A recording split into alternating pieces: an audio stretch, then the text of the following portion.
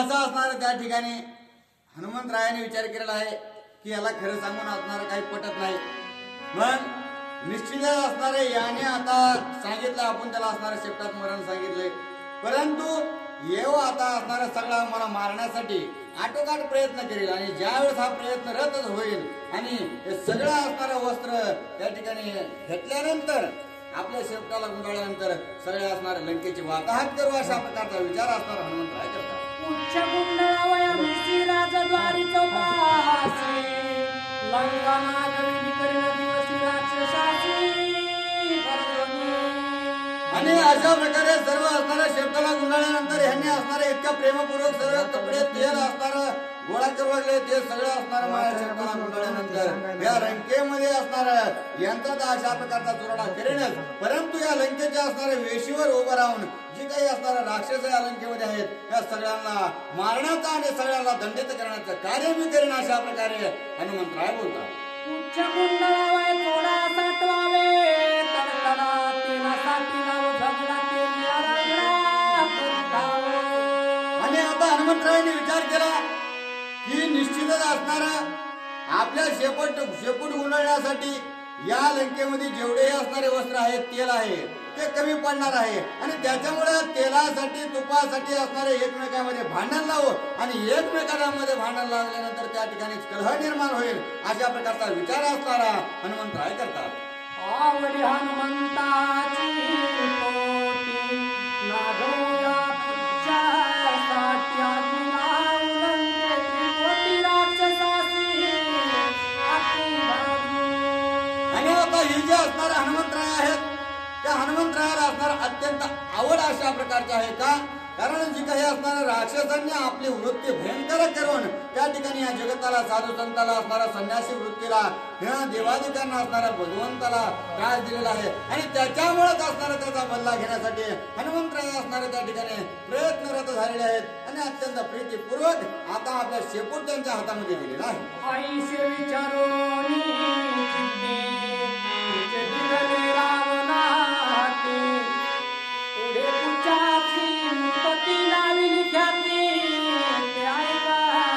आणि अशा प्रकारे विचार करून असणारा हनुमंतरायाने काय केलंय, असा विचार केला की पुढे असणारा भयंकर अशा स्वरूपाचं कार्य आपल्याला करायचं आहे. आणि त्याच्यामुळं हनुमंतरायाने पुढील विचार करून असणारा त्या ठिकाणी आपली जी काही शेपूट आहे ती आता रावणाला सुपूर्द केलेली आहे. आणि पुढीलचा असणारा जो विचार आहे तो हनुमंतराय साध्य करू लागले. रावण सांगे निजदासासी आग्निलाला कपी तुझ्यासी बिजवणी तेल ग्रहासी जीर्ण वस्त्रासी गुंडावे. आणि हनुमंतरायाने जसं असणारा त्या रावणाला शेपूट सुपूर्द केलं, सुपूर्द केल्याबरोबर असणारा रावणाला अत्यंत आनंद झाला की हा वानर असणारा याने इतका उत्पाद केलेला आहे, याचे शेपूट आपल्या हातात आले. म्हणून तो सर्व असणारे जे काही सेवक वर्ग आहे त्यांना सांगू लागला की लवकरात लवकर असणारे या शेपूट गुंडाळण्याची तयारी करा. वस्त्र जेवढे आहेत ते सगळे वस्त्र आणा. वस्त्र गुंडाळून असणावर त्याच्यावर तेल टाका, तूप टाका, परंतु हे कार्य असणारे लवकरात लवकर करा अशा प्रकारची शीघ्रता असणारा रावण सांगू लागले. ऐकून रावणाचे उत्तर वीरा क्रोधी हाती पूर्ण पुरकर कशाती दारुण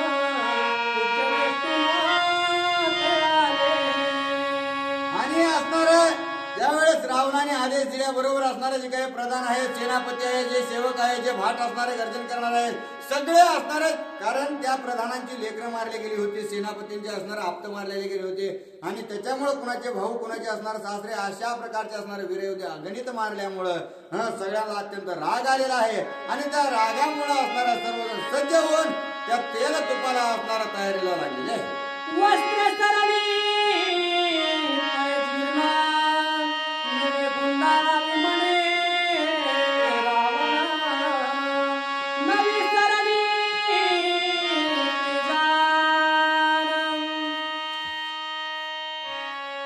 उच्च संपूर्ण गुंडाळावे. मग असणार त्या ठिकाणी हनुमंतराय आहेत, हनुमंतरायाने शेपूट त्यांच्याकडे दिलेले आहे. आणि त्यांचं शेपूट गुंडाळीत असताना जी काही जुने वस्त्र असणारे लंकेमध्ये होते ते सर्व जुने वस्त्र असणारे गुंडाळून गुंडाळून संपले आणि संपल्यानंतर रावणाकडे असणारे सेवक उरे गेल्यानंतर रावणाने सांगितलं की आता जेवढेही असणारे नवे आहेत त्या नव्या वस्त्राला हात घाला आणि नवे सुद्धा वस्त्र बांधा. नवे वस्त्र सुद्धा संपल्यानंतर असणारा आता रावण जे काही महागा मोलाचे अशा प्रकारचे जे काही वस्त्र आहेत ते त्यांना आणून बांधायला सांगू लागेल आहे.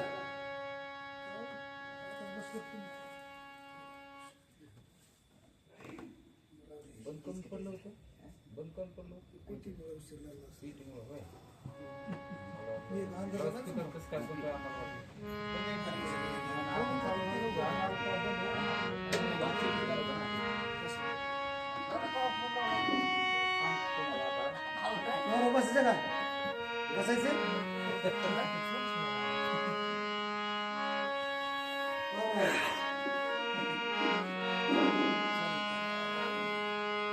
प्रभु रामचंद्र भगवान की जय.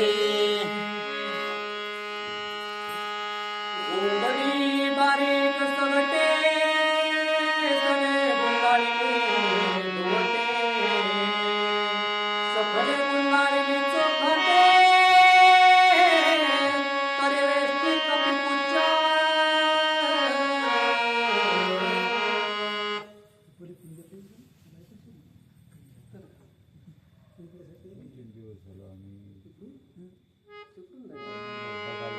बसतो का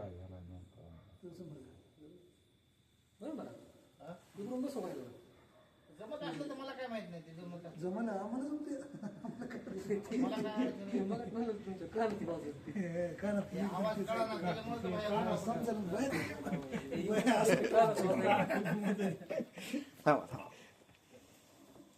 काहीतरी ऐकू आलं शिकाय सांगते ती तुमच्या कानात नाही त्याच्यामुळे कळा ना बाहेर.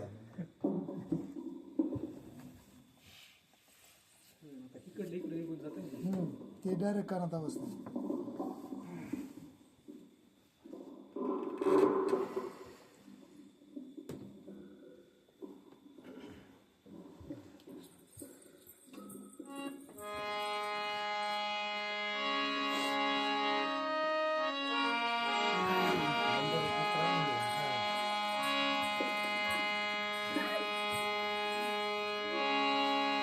गोंगडी पांगरली गुंडाळी काढे सगळी निगडी गुंडाळी उदंडे आम्ही सगळे दिंडे करण्या गुंड कपिपुच्चा प्रभु रामचंद्र भगवान की जय. पवनसुत हनुमान महाराज की जय. शांती ब्रह्म एकनाथ महाराज की जय. रेणुका माता की जय. सरस्वती सचिन माता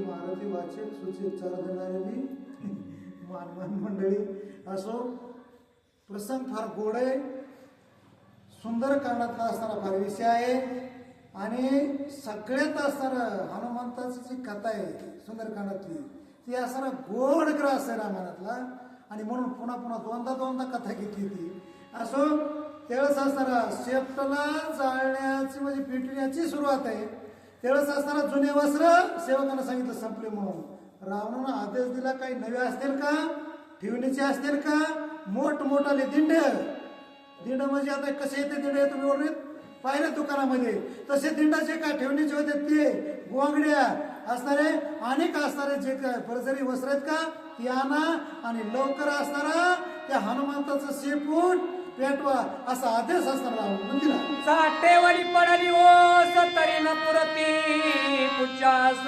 राजग्राही शासहास कपी पुच्चासन पुरती जी असणारी चाट्याची आळी म्हणजे असणारी कपडेवाल्याची आळी होती तेवढे वस पडली तिथं असणारा कुठला कसलाच कपडा बारकाम वाट कोणताच असणारा एखादा फिसीला ठेवला नाहीये त्यावेळेस म्हणले मग राजघरामध्ये जे काय राजे प्रधान आहेत मोठमोठाली सगळे असणारे आप्तजन आहेत त्यांच्या घरी काय असणारे ठेवणीचे कपडे असतील ते सुद्धा हिसकावून घेऊन या असा रावणानं आदेश आपल्या दूताला दिला समस्त चाटियाचे वस्त्रभार राजघरीचे वस्त्र मात्र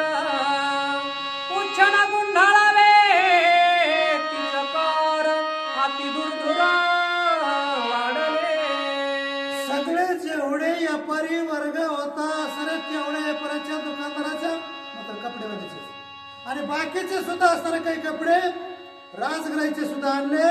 जे राजदूत होते ते जात होते कपडे ओढवडू आणि धोते. पण बऱ्याच असताना जेवढे बी कपडे आणले तरी शिपूट अजून इतकं त्याला म्हणायचं मारुतराचं शिपूट हे लांबतच होत. काय करीत होत लंका नगर असं उघडं नागडं करण्याचा विचार या हनुमंताचा होता. उच्च वाढले दुरदर दाविंदलाद सहसीर इंद्रजिता निशाचर परिवार धावती. ज्या वेळेस असं शेपूट वरचीवर वली करीत जास्तीत जास्त वाढू लागलं.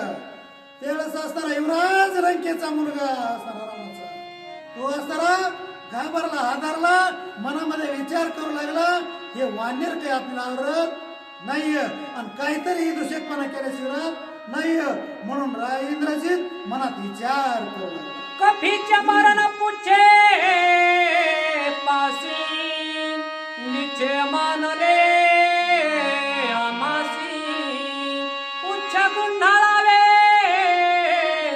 साक्ष पेशी यर पासी सांगता. त्यावेळेस आपसात राक्षसांची चर्चा होऊ लागली. रामा हे वानर बोललाय का रावणापाशी ते खरं बोललंय. नक्की असणार यदा कदाचित ह्याच्या शेपटात मरण असावा.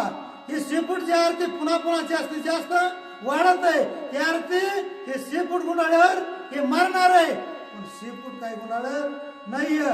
काय करावं काय नाही आपसात विषय वाढू लागला. पडधेचा अंधाळे गुंडाळी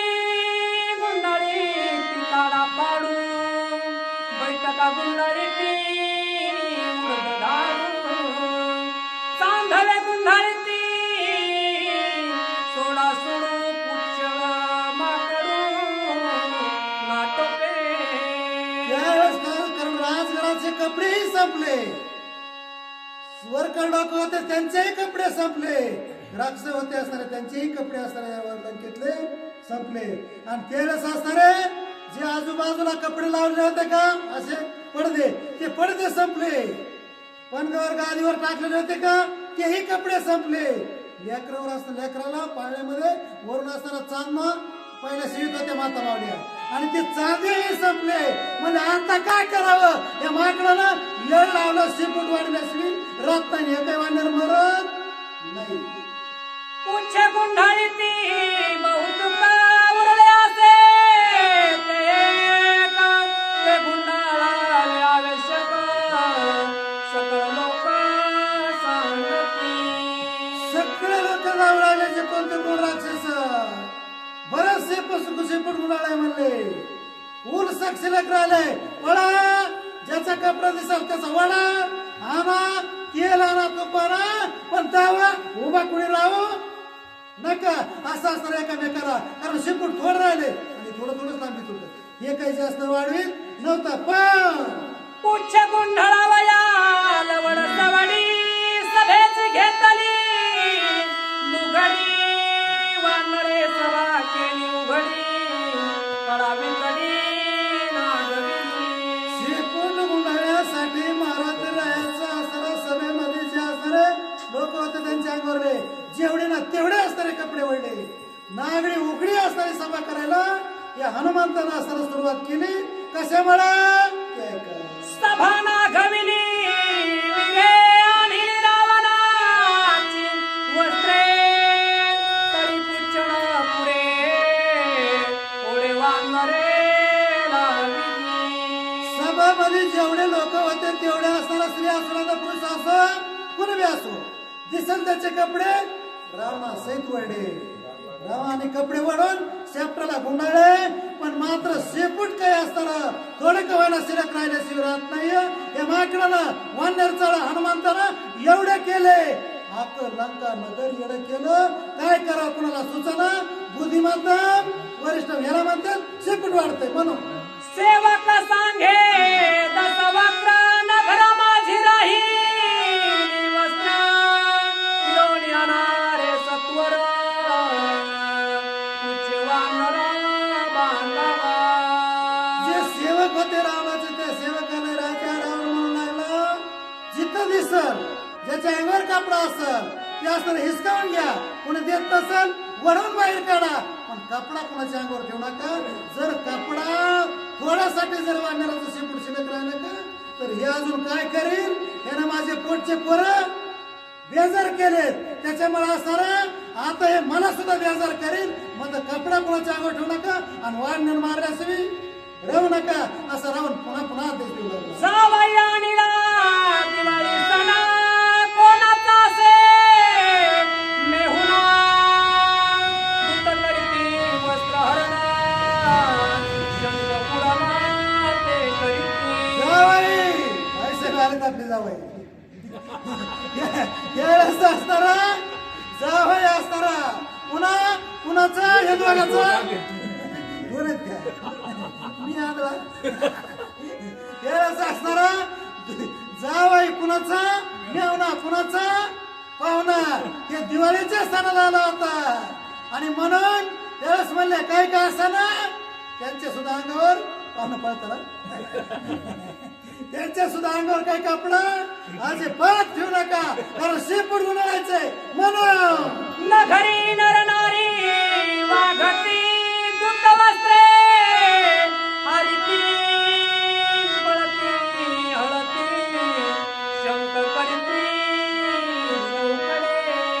ज्या वेळेस असणारा जावयाच्या म्यानेच्या कपडे असणारा कुणाच्या अंगावर वाडा म्हणलं, पाहुणा आलेली येशीतून ते म्हणे आम्हाला पाहुणचार नका नका नका, तुमचे दिवाळीचे गोळे नुकती माझी पुरी तुम्हीच का, आम्हाला काय अजिबात नको. म्हणे का म्हणले तुमच्या इथं शेपूट गुंडळायचे कपडे चालू इथं आणि आमच्या अंगावर काही कपडे आम्हाला उघड व्हायला आवडत नाहीये, म्हणून पाहुणा तिकडेच लंपास. पाहुणा काही गावात यायला तयार नाही, तरी रावणाच्या सेवकानं गाठले आणि कपडे वाढून घेतले, हनुमंताचे शेपटीला गुंडाळे तरी हातभर शिल्लक.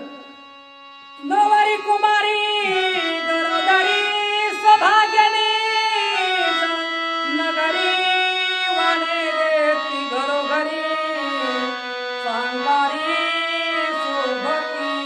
नवरी नवरी नटली, नवरी असणारी नटत होती, पण या सेवकानं तिथं अजिबात कपडा नाही. पुन्हा अनेक असणारा जे काही गरोदर होते त्याच्या सुद्धा अंगावर ते सुद्धा शेखर रावणाचा आदेश होता. एवढंच नाहीये, संक्रांतीच्या सणाला आणि संक्रांतीच्या सणाला ठेवणीचे कपडे काढले होते ते सुद्धा या बाबाला अंगावर ठेवले. बरं हनुमंताला काय सगळ्या माय बहिणी सारख्याच, पण या बाबाला रावला काय करत होती ऐका. कफी पुच्छे वेष्ट नारी राजदूत वस्त्र हरी राजा उघडल्या नारी लंकापुरी राजा रावणाच्या आदेशावरून ज्या स्त्रिया दिसत होत्या, मग राजकुमारी असतो नुसता राज आसुरी असतो, अंतपुरामध्ये जी स्त्री दिसल, जो पुरुष दिसल, जे लेकरू दिसल, जे बाळ दिसल किंवा कन्या दिसल, ह्याच्या अंगाला कपडा वाढायचा आणायचा का वाढणीवर मारायचे. पण हे वाढणीवर असं होतं न भांडण न हाणामारी, नुसते कपडा वाढण्यासाठीच लोक बेजार करून टाकले. राजग्रही ज्याची चाली कोणी धोत्र कोणी भट निराली मंडळी वस्त्र हळदी काळजी. राज दरबारामध्ये ज्याची असणारी एक प्रकारची चाल होती आणि असणारा जे भट आहेत ब्राह्मण मंडळी ते स्वतः असणारा अंगावर कपडे घेऊन आणि असणारा धोतर आयटीत नेसून पंचांग बागलामध्ये बांधून सभा मंडपात जाऊ लागले. जाता जाता सेवकानं धोतर धरून हाबाडा ब्राह्मण असणारा पंचा कुठं पडलं, धोतर फिटाले काल्याच्या बघते त्यावेळेस असणारा अशी अवस्था त्यांची झाली. भट वस्त्र सोडिती दूत निशंक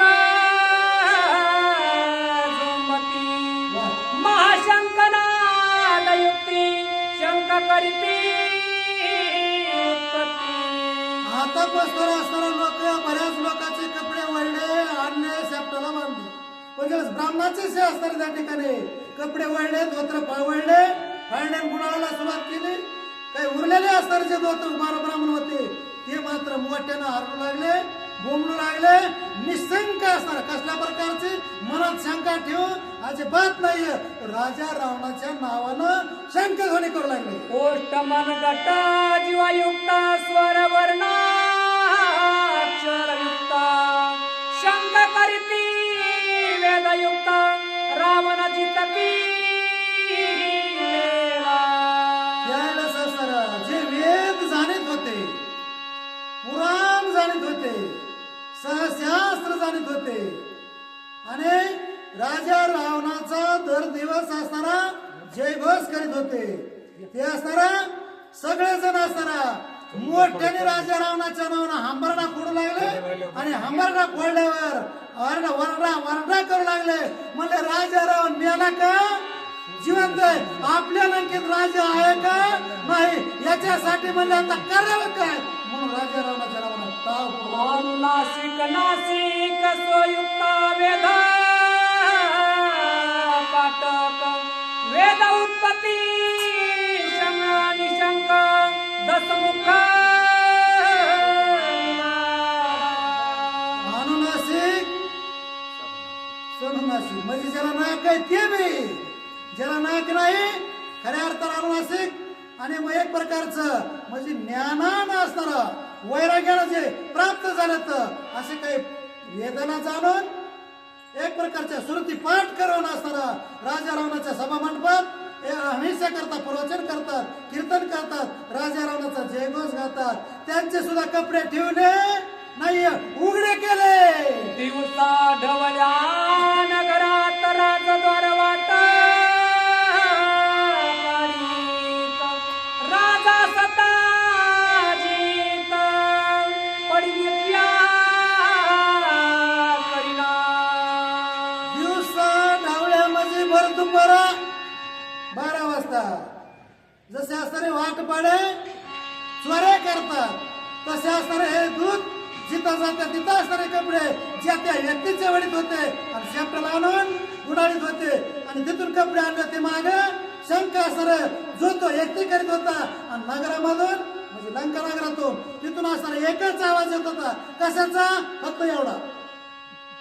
बोंब करीती फुगट पोट हाका देती सुकटे कंटा राधाने मला पे स्पष्ट आहा कटकट ब्राह्मणाचा. आणि हा कटकट वागता असणारा आरडा वरडा केवळ जास्तीत जास्त ब्राह्मणाचा होता. कशामुळे? त्यांना भीती फार वाटते आणि भीतीपोटी असणारा बराच आरडाओरडा करून म्हणले आता मात्र रावण जिवंत, राजा आमचा जिवंत नाही मेला का काय. आणि हा शिव्या शाप ब्राह्मणाचा शाप मात्र राजाला लागला. कशामुळे? त्यांचं अंतकरण तरमळतं आणि जीवनाच्या व्यातानं अनाकांतानं हा मरणा फोडून ते शिव्या शाप देत होते आणि तो सेवा पुरावा. हनुमान वीर जग जटी लंकाना घविली पुच्छा सिनला राक्षस कोट्यान कोटी उच्च शेवटी वेष्टविना. हनुमान वीर जगजटी तो असणारा जगजटी म्हणजे जगाचा मालक आहे थोडक्यामध्ये. आणि त्यावेळेस असणारा 40 राहिले का? आणि त्यावेळेस असणारा हनुमानवीर सुभट आहे, रती महारथी पराक्रमी आणि शेपटासाठी आखी लंका नगरी पूर्णपणे उघडी आणि नागडी केली. कुणाच्या सुद्धा बऱ्याच जणांच्या अंगावर कपडा नाही ठेवला. असा पराक्रम असताना त्या ठिकाणी हा हनुमंताने केला.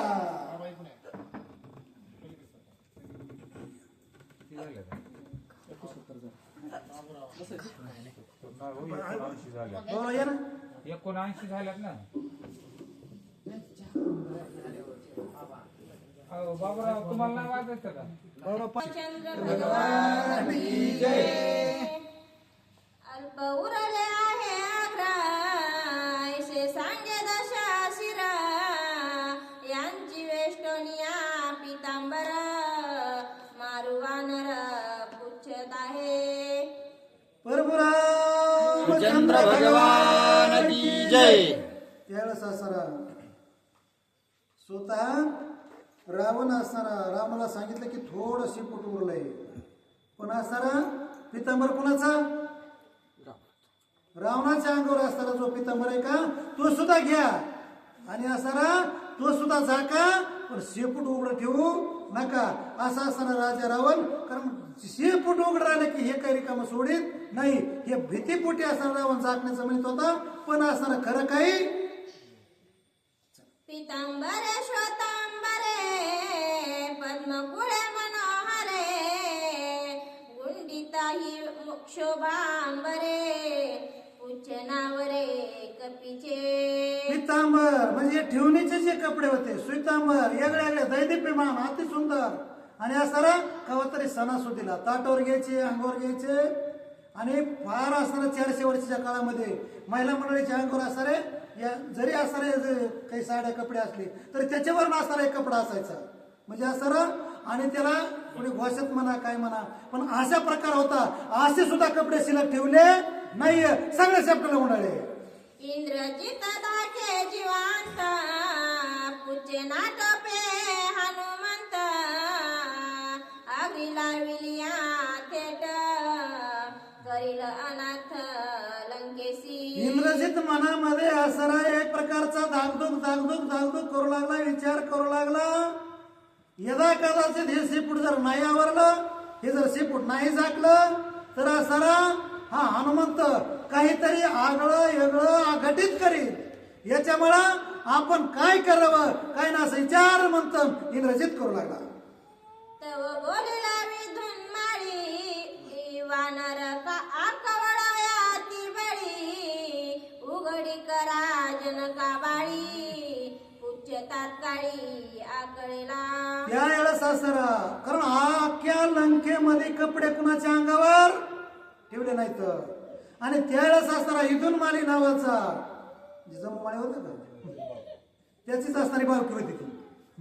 तुम्हाला कारण दादा सांगू का, बरेच माळ्याची लोक अजून सुद्धा काही काही पार उपस्थित मारुतीचं दर्शन घेत नाहीत.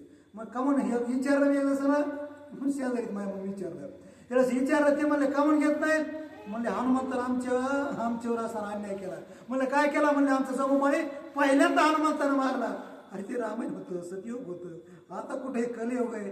हनुमंताचा तुझा काय संबंध आहे? आई काय बोलण्याची असं योग्य नाहीये, याची संगत लागत नाही. पण त्यावेळेस असताना इथून माळी बोलला आणि बोलल्यावर असताना ते म्हणला आता काय असं शेपुटा थांबत नाहीये. मग म्हणलं करा काय? जानकाची लेख आहे ना म्हणले तर अशोकवनामध्ये तिला असताना तिच्या अंग तिकडे जा, पळत जाऊन तिचा पितंबर आणा, तिला उघडा करा असं म्हणल्याबरोबर हनुमंतानं काय केलं माय? रावण ही धाके मानसी पुच्छन गुंडावे आम्हासी केवी मारावे वानारासी उपाय यासी दिसेना. राजा रावण मनामध्ये असणारा धाकधूक करू लागला. हृदय असणारा त्याचं भरून आलं. जर एकदा कदाचित शेपूट नाही असणारं गुंडाळलं तर हे वानर भयान अनर्थ करेल, राक्षसांचा नाश करेल असा विचार असता रावणाचा होता. अशा समयाला घडलं काय? ऐसे ऐकता हनुमंते आवरिले निज पुच्छते दूत सांगती रावणाते आम्ही पुच्छते आकळीले. असं त्यावेळेस इथून माळी नावाचा राक्षस म्हणला आताच आता जनकबाईचा सीतेचा असणारा वस्त्राना असं म्हणल्याबरोबर असणारा सीतेचा लेख म्हणून असणारा आपल्या हातानं आपली माता हे जमणार नाही असं हनुमंताला वाटलं. चटकून शेपुटाकडं चमत्काराला नमस्कार उगाच कोणी चमत्कार नमस्कार घालीत नाही, कुणी रिकामच नाही या काळात. आणि म्हणून असणारा चटकून शेपूट आकडं बरोबर राक्षसाने आरोळी ठोकली. म्हणले राजा आधी राजा रावण महाराज आम्ही शेपूट गुंडाळ का आकड होता, पण हे म्हणले आम्ही सगळं शेपूट गुंडाळ. पुढं काय? आम्ही सेवका दुर्बळी पुच्छा काढले समोळी मनोनी पिटिले काटाळी केला सकाळी गडगर्ज. आम्ही राजा रावणा तुमचे असणारे सेवक आतूर बळी तर बळवान आहेत, श्रेष्ठ आहे, कीर्तिमान आहेत, पराक्रम करणार आहेत, आपली पाठ आपण थापून घेऊ राहिली. आणि म्हणून तुमच्या सर्व वानराचं सगळं शेपूट आम्ही गुंडाळलं. पुढं काय केलं? रावणा सांगे सेवका ते आगरी लावा रे पुच्छते पाचारोनी लोहकारांते लाविले भते अग्रिसी. रावण म्हणला आता चांगल्या कामाला उशीर करू नका. आताच्या आता म्हणलं त्या सेप्टला अग्नी लावा. त्यावेळेस असणारा जे असणारे लवार होते लवाराकडे पहिले बाते होते ते बाते आणले तिथं असणारे ठेवले, हवा द्यायला सुरुवात केली आणि शेपूट चेतविण्याचा कार्यक्रम सुरू झाला. ती काळी हनुमंते विनविले निज पिता याते वायू सत्य सखा अग्रिते ज्वाळा ते होऊ देनी. त्यावेळेस असणारा स्वतः आपल्या वडिलाला वायू देवाला असणारा हनुमंताने विनंती केली. पालनीय पिता आहे, जन्मदाता वेगळा, पालनीय पिता वेगळा. हे कर्णाच्या बाबतीत खुलासा होतो महाभारतात. आणि त्यावेळेस असणारा हा वायुदेव स्वतः असणारा त्या ठिकाणी विनंती केल्याबरोबर म्हणले, हे हनुमंता मी तुझं संरक्षण करण्यासाठी लवकर येतो, पण ज्वाळा होऊन घ्यावे थाय सनमुन वायू ते गाजवया राक्षसांते हनुमान पुच्छारते खवळला. आणि त्या वायुदेवाला सांगितलं पिताश्रीला की आता इथं अजिबात अग्नी लागू द्यायचा शेपटाला नाहीये. वायुदेव म्हणले कमन म्हणले राक्षसाची छळणा आणि असं पूर्ण त्यांचा एक प्रकार अविनाशकाळी विपरीत बुद्धी करायची म्हणून अग्नी लावू देऊ नका.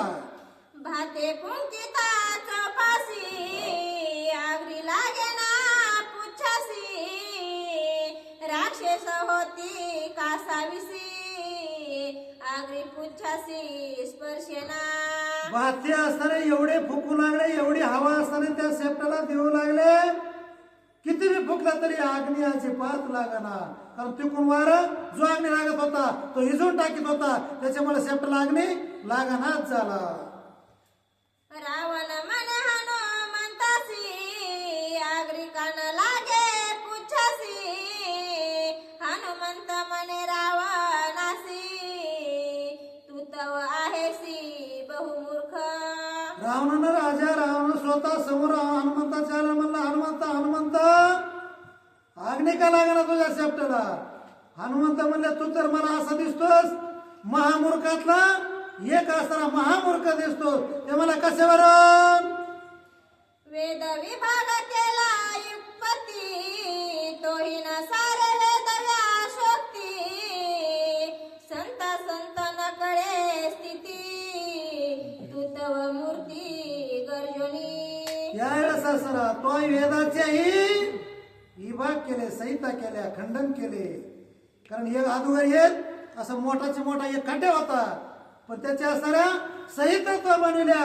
अनेक असणारा जे संताला जमलं नाही, मानताला जमलं नाही, त्याचे तो विभाग केले. तरी पण कारण त्याचा वेदाचे विभाग केले, पण तुझा घमेंड नाही गेला, तुझा गर्व नाही गेला, म्हणून मला मूर्ख दिसतोस. अजून संत विवेकानुवी समूळ नाही ज्यांचे जीवी त्यांशी न साज राजपदी ग्रंथा गर्वी तू रावणा. वेदाचे जरी खंडन केले असलेस तर असताना संताला तू नम्र व्हाल नाहीस, संताचा असताना संमेलन घडू देत नाहीस, संताचा विचार तुला आवडत नाही, आणि संतापाशी असणारे तुला एक प्रकारची संताची दया तुला नाहीये, म्हणून तुझा गर्व गेला नाही, घमंड गेला नाही, म्हणून असणारा तुझं राज्य तुला सोबत नाही. एक प्रकारचा तू राज्याच्या लायकीचा नाही. भाते पुंकिता चेतना केवी जळवेला सचेतना हे तुझा नाही विवेका ज्ञान परम अज्ञान रावणा. राजा रावणा तू एवढा मोठा ज्ञानी असून सुद्धा अज्ञानी असल्यासारखं राहतोस. हे आजच्या अर्थ नसणाऱ्या लोकांची बाते, आणि ते कवर जरी फुकले तरी असताना माझं शेपूट जिवंत आहे, आणि ते जिवंत शेपूट कसं पेटणार त्याच्यासाठी असताना जिवंत बाता लागल. आणि जिवंत माता असेल तरच असणार शेपूट चेतन. राजाराम म्हणला मग करू काय? वचन मानले रावणासी, पाचारणी निजावी विश्वासी, हुंकोनी अग्री लावा पुच्छासी, राक्षसांपासी सांगत. बरेच स्वयंसेवक राजारामानं आपले असणारा सैनिक बोलिले आणि असताना त्यांना सांगितलं, आताचे आता म्हणले तुम्ही बाते बाजूला काढून स्वतःच्या मुखाने ते शेपूट असणारा आगने फुकून असणारा लावा. त्यावेळेस बरेच सेवकांनी फुकू लागले. राक्षस फुकिता चौपासी, पुच्छ दडपिले आग्रेसी, कवट खंवट घाण्याती प्रबळ. चुकून वाचतो म्हणतो. राक्षस फुकिता चौपासी, पुच्छ दडपिले आग्रेसी, खवट घालणारी गे ग्राणासी, कासाविसी राक्षसा. त्यावेळेस असताना जेवढे राक्षस असणारे शेपटाला अग्नी लावण्यासाठी आणि फुकण्यासाठी गेले, फुकून फुकून बेजार झाले, हाताला गळ्याला आलं. आणि ज्यावेळेस असणारे ते बेजार झाले त्यावेळेस हनुमंतानं थोडं शेपूट उचललं आणि मुंडके ज्यावेळेस खाली गेले त्यावेळेस असे वरून दाबल्याबरोबर ते हारता होता तो इजलाच, जाळता होता तो इजलाच. पण असणारा जे जाळ इजलाय का शिरपुटाची घाण अशी येते, पुन्हा ते त्याला तोपात विजलेले होते. त्याच्यामुळे खवड घाण त्यांच्या नरड्यात गेली आणि खाकरातच असणारे वक्रत कशा तरी बाजूला मुंडकं काढून तुतूवरून दाबू लागला. कारण हा बुद्धिमत्ता खवट घाण्याती प्रबळा, डोळा सुवे मुखी लाळा, एक श्वासी खोकिती सबळा, हलकल्लोळा उठिला. ज्यावेळेस असं त्या हनुमंतानं शेपटाखाली असे कितीतरी राक्षस दाबले त्यावेळेस खवट घाण असताना नरड्यात गेली. खवट वास असणारा खोकरा असणारा कळून काढू लागले. त्यावेळेस बरेच जण असणारा एवढे बेजार केले आणि असणारा आता म्हणले आपलं काही खरं नाहीये. म्हणून रावण म्हणे गा हनुमंता, पुच्छ कान जळे फुंकिता, हनुमान म्हणे लंका नाथा, ऐक तत्वता सांगेना. पुन्हा हा रावण राजा असताना स्वतः हनुमंताच्या समोर आला. म्हणला हनुमंता, अरे सचितन असणारा बातेनं जरी फुकला तरी तुझं शेपूट चेतन नाहीये. हनुमंत म्हणला हा लंकानाथा, हे राजा रावणा तुला खरंच अक्कल? गृह रस्ते मंत्रणाने दिता, भोजन एव वेतिता, तेवी तुवाना पुंकिता, अग्री सर्वथा प्रजेळा. अरे ज्या व्यक्तीला जेवायला बोलवायचंय त्याच व्यक्तीला असणारा स्वतः त्या ठिकाणी म्हणजे ग्रस्त आश्रमीचं जे दाम्पत्य आहे का ते स्वतः असणारा दोघांना मिळून किंवा एखाद्या स्वतः मालकानं जेवण्यासाठी आमंत्रित करावं लागतं. स्वतः जर आमंत्रित करीत नाही तर त्या जेवणाला अर्थ नाहीये. तसं असणारा तू काय कर, स्वतः तू असणारा स्वतः काय अग्नी फूक आणि तेव्हाच असणारा जाळ लागल, तवर काही जाळ लागणार नाहीये. आता मी काही जाळ लावीत नाहीये. ये महाराज लावा तुमचं. येऊच मला लागलं तर लागणार, तुम्ही फुकावून पुन्हा दोघालाच नाही लावलं की मी लावतो पुन्हा. हो मग दादा तुम्ही या ना. 120च्या नंतर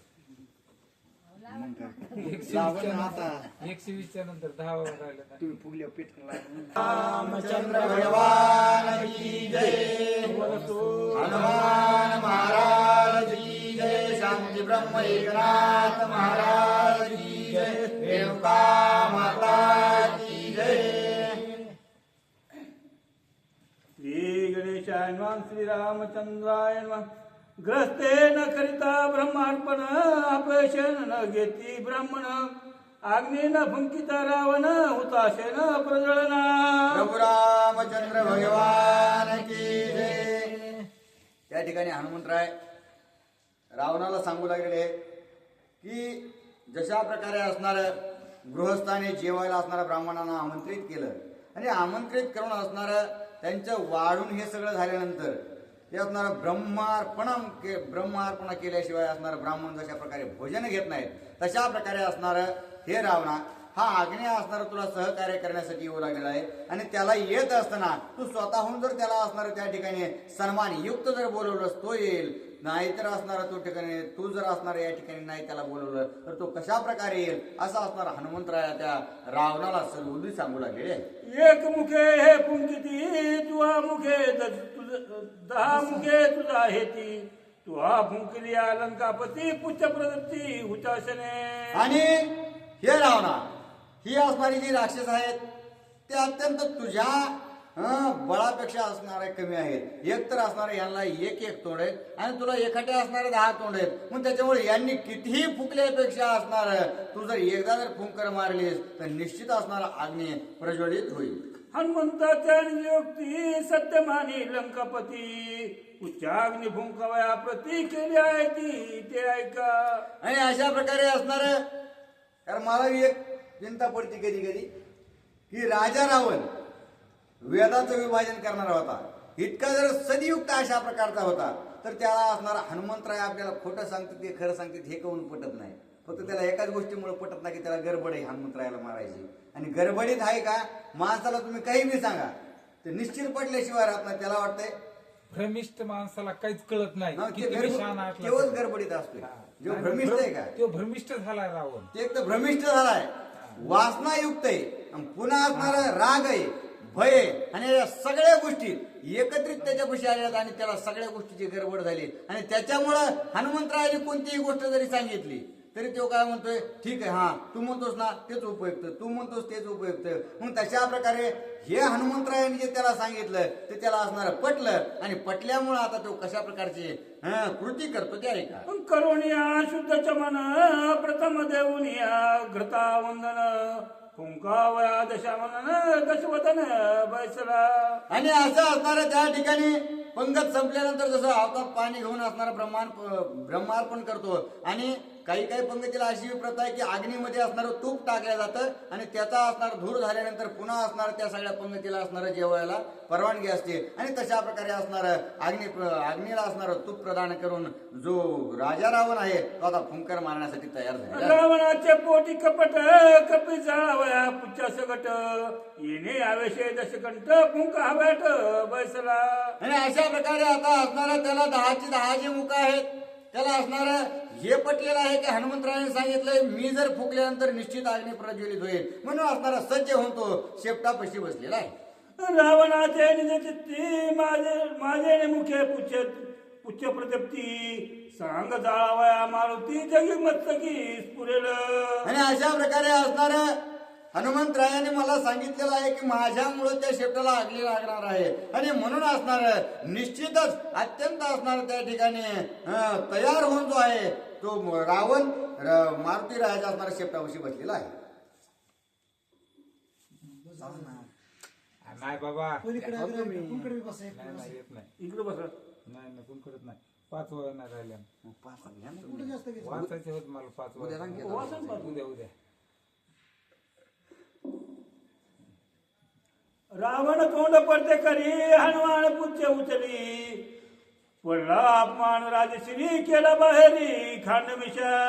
आणि अशा प्रकारे असणार हनुमंतरायाने त्याच्याजवळ शेपूट नेलेला आहे. तो असणारा शेपटाजवळ आला आणि आल्याबरोबर असणार राजा रावण फुकण्यासाठी तयार झाला. आणि जशा प्रकारे असणार अत्यंत आवेशामध्ये रावण बसलेला होता आणि आवेशामध्ये जसंच असणार त्याने फुंकर मारले. फुंकर शेपटावर मारता क्षणीच असणार ते शेपूट भयंकर स्वरूपाचा असणार त्याने पेट धरला. आणि तितक्यात हनुमंतरायाने शेपूट उचलल्याबरोबर ज्या काही असणार दाड्या मिशा जे त्याचं होतं सर्व असणारे तोंडावरती केस जळाले आणि सगळं तोंड असणार त्याचं भाजून धरणी अभिमान रावणे फुंकिता हुताशन भडका एक सरे उठून झालं धन दाढी मिशा.